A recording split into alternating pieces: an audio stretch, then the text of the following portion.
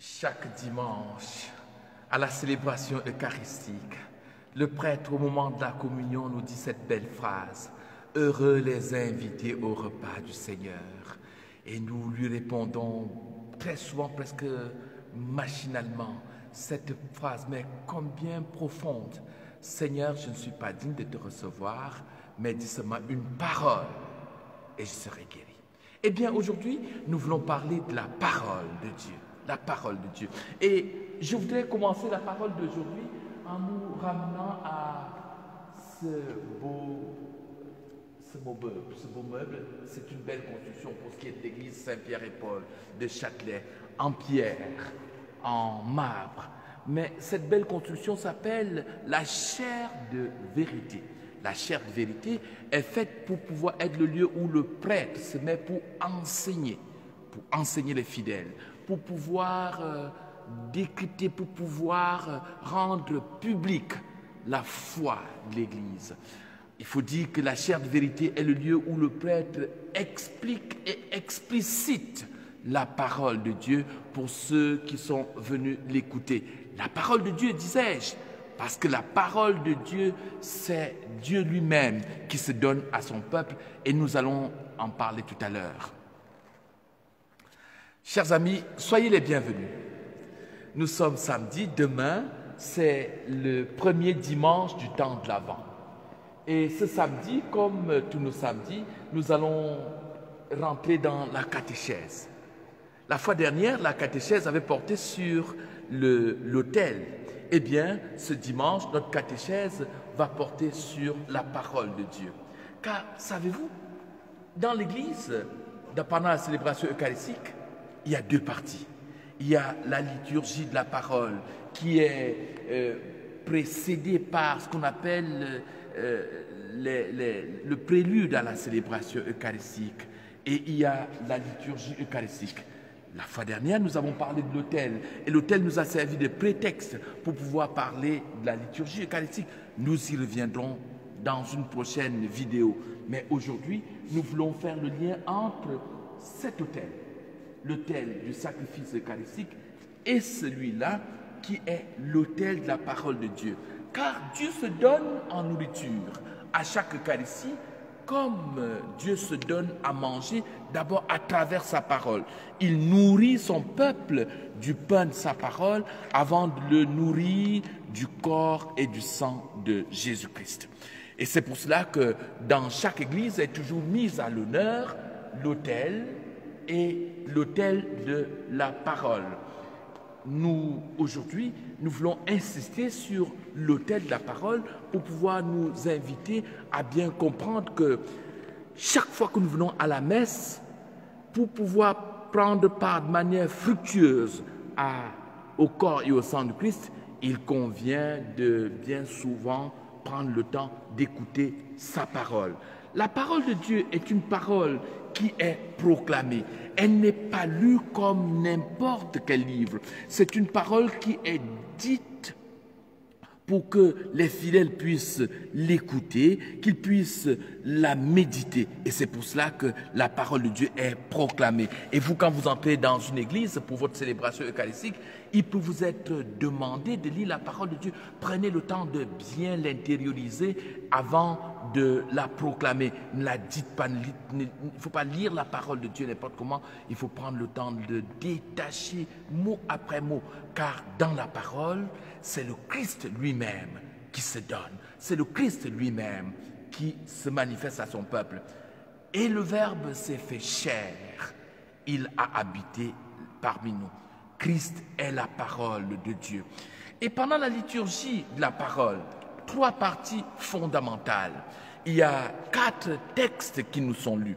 Pendant la liturgie de la parole, 4 textes nous sont lus. Tous les textes sont issus du livre saint qu'est la Bible. Rappelons-nous que la Bible n'est pas un livre comme n'importe quel autre livre. La Bible, c'est un livre sacré, un livre inspiré. C'est un livre qui a été écrit par des hommes, mais sous l'inspiration de l'Esprit Saint. La Bible, quand nous la lisons, laissons-nous habiter par la parole de Dieu, car c'est Dieu lui-même qui enseigne à travers sa parole que nous lisons ou que nous écoutons. Je disais que à chaque célébration eucharistique dominicale, nous écoutons 4 textes. Il y a la première lecture qui est tirée de l'Ancien Testament, que ce soit les écrits historiques ou que ce soit les écrits des prophètes ou que ce soit des écrits sapientiaux. Ensuite, il y a le psaume qui est tiré du livre des psaumes, ça c'est toujours l'Ancien Testament. Après, il y aura la deuxième lecture qui est généralement tirée des épîtres. L'épître des épîtres de Saint Paul, nous les savons, il y en a 27. Il y a des épîtres de Saint Pierre, de Saint Jean, de Saint Jacques, l'épître aux Hébreux, et j'en passe. Et il y a même aussi l'Apocalypse. Donc, il y a ces 3 textes-là. Ensuite, il y aura maintenant l'évangile des 4 évangélistes, Matthieu, Marc, Luc et Jean. C'est le Christ qui, dans les textes d'évangile, s'adresse à son peuple et nous écoutons sa parole, non pas comme une parole que nous devons entendre par l'intelligence, mais comme une personne qui vient à nous. C'est Jésus qui vient à nous à travers sa parole. D'où la nécessité pour nous, quand nous écoutons la parole de Dieu, de la méditer. Oui, il convient de méditer et d'intérioriser la parole de Dieu. Car la parole de Dieu nous révèle l'amour incroyable de Dieu. Dieu veut partager avec chacun de nous, hommes et femmes. Personnellement, il veut partager sa vie avec nous. Et Jésus-Christ, qui est présent en filigrane du début jusqu'à la fin de toutes les Écritures, il est présent encore, plus présent encore à travers sa révélation terrestre qui est faite dans le Nouveau Testament, à commencer par les évangiles. Jésus veut nous révéler Dieu dans toute sa proximité, Dieu proche de chacun de nous. Il nous est présenté comme l'amour de Dieu fait homme, l'amour de Dieu révélé à tous. Donc aujourd'hui, écoutons la parole de Dieu, elle nous révèle Dieu lui-même présent à nous. Mais rendons-nous compte, si à chaque célébration, il nous est permis de pouvoir écouter la parole de Dieu comme Ancien et Nouveau Testament, c'est qu'il y a un lien ténu entre ces 2 testaments. C'est l'alliance de Dieu à travers son peuple. Et cette alliance qui nous révèle l'amour même de Dieu. C'est Dieu qui se révèle comme venant pour établir un lien fort avec son peuple, avec chacun de nous. Quand nous entrons dans une église, ce meuble, il devrait signifier pour nous le lieu où Dieu se donne à pouvoir être écouté et surtout Dieu se donne pour pouvoir transformer notre vie. Ce meuble, le pupitre, on peut le trouver dans des musées, on peut le trouver dans des bibliothèques, on le trouve même parfois dans des restaurants. Ce n'est pas un meuble qui, dans l'église, comme dans les autres endroits, ce n'est pas un meuble qui est fait pour pouvoir faciliter le confort de la lecture. Non, c'est un meuble qui est celui où Dieu permet à l'homme de pouvoir non pas écouter, mais venir à une véritable table. Une table où il nourrit les hommes de sa parole. Et c'est pour cela que la parole de Dieu est une parole qui nous éclaire. Rappelons-nous ces textes sacrés. Je voudrais vous en donner quelques-uns.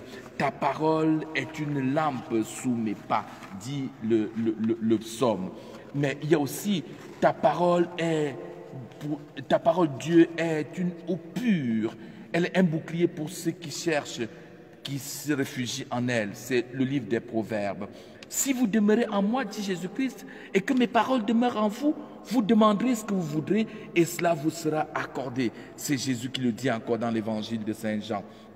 Et nous lisons dans le prophète Isaïe, il en va de même pour ma parole, celle qui sort de ma bouche. Elle ne revient pas à moi sans effet, sans avoir fait ce que je désire et rempli sa mission, la mission que je lui ai confiée. Tels sont les enseignements de la parole de Dieu sur la parole elle-même. La parole de Dieu est inspirée, c'est une parole qui est inspirée, elle vient, c'est l'Esprit qui révèle cette parole aux hommes. Et c'est pour cela que la parole de Dieu sera toujours bonne nouvelle. Chers amis, la parole de Dieu est une référence. Référence pour votre vie, référence pour toute vie chrétienne. La parole de Dieu, c'est une parole qui est vérité. D'ailleurs, l'Écriture nous dit que la parole de Dieu est vérité.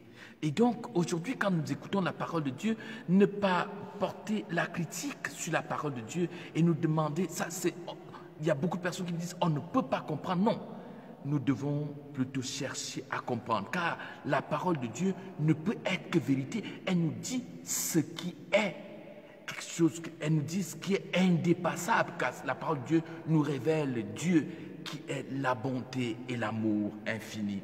La parole de Dieu est un guide pour nous et c'est pour ça que chaque fois que l'interprétation nous en est donnée, nous devons chercher à savoir voir ce qu'il y a de meilleur pour que nous puissions nous améliorer, pour pouvoir être en pleine communion avec Dieu. La parole de Dieu qui nous est aujourd'hui, voilà, la table est mise pour que nous puissions écouter, pour que nous puissions méditer la parole de Dieu.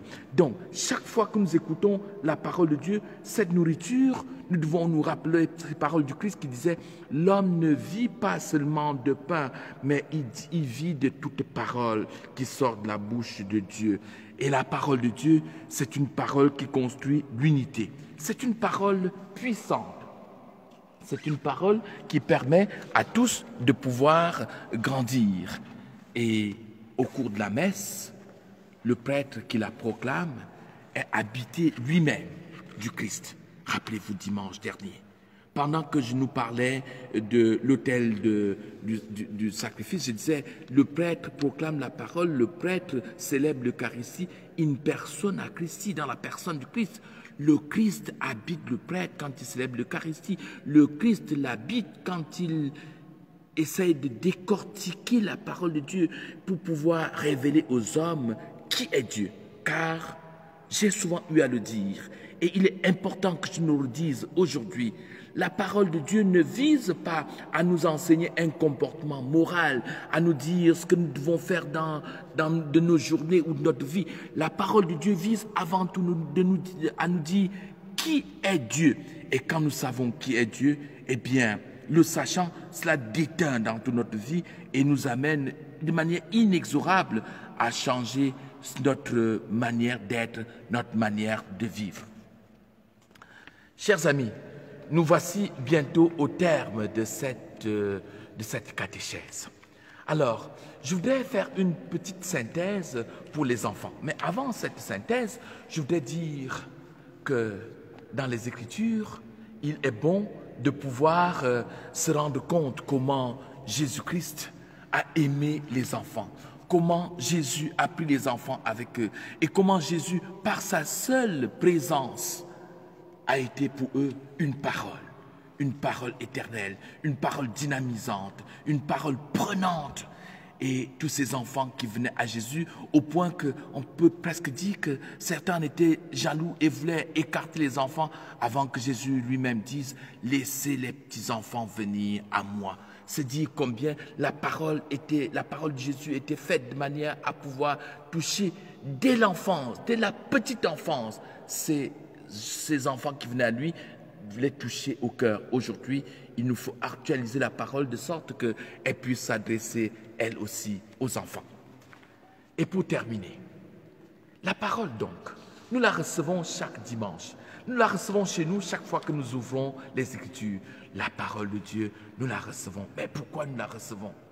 Nous recevons la parole de Dieu pour pouvoir en tout premier lieu, je l'ai dit tantôt, l'intérioriser, la vivre, qu'elle nous transforme totalement. Mais nous la recevons surtout pour la porter. Nous la recevons pour que, l'ayant totalement mangée, qu'elle ait une saveur succulente dans notre bouche, ou qu'elle nous brûle, pour qu'elle brûle ce qui en nous est mauvais, pour pouvoir nous transformer. L'Écriture nous dit que la parole de Dieu, elle a la saveur du miel qui coule des rayons. La parole de Dieu est savoureuse, aimons-la. Mais surtout, la parole de Dieu est faite pour que nous puissions la porter, que nous puissions aujourd'hui, après avoir découvert qui est Dieu, l'annoncer au monde. La joie de l'Évangile, disait le pape François. La joie de l'Évangile, la joie d'annoncer l'Évangile, la joie de porter la parole de Dieu au monde, la joie d'être aujourd'hui, nous aussi, des héros de la bonne nouvelle. Je vais maintenant donc alterner cette catéchèse. Dimanche prochain, nous allons revenir, le week-end prochain, nous allons revenir dans cette église et nous allons parler du corps du Christ. Nous allons parler du Christ qui se rend présent aux siens. Nous allons parler de Jésus-Christ qui construit l'unité des chrétiens en se donnant à eux comme nourriture et comme breuvage. Je vais m'adresser à vous. Vous allez parfois à la messe et quand vous recevez le corps du Christ, vous recevez parfois, vous sentez que vous avez pris un bout de pain dans votre bouche. Vous avez mangé, vous avez senti que ça avait le goût du pain. Et quand vous avez pris le sang de Christ, vous avez senti que ça avait le goût du vin. Eh bien oui, mais ce sont les accidents car en fait, c'est véritablement Jésus-Christ qui se donne et ce pain est appelé son corps. Comment? Pourquoi? Et pour quelle finalité? Rendez-vous samedi prochain. D'ici là, portez-vous bien, prenez soin de vous en attendant des jours meilleurs. Au revoir.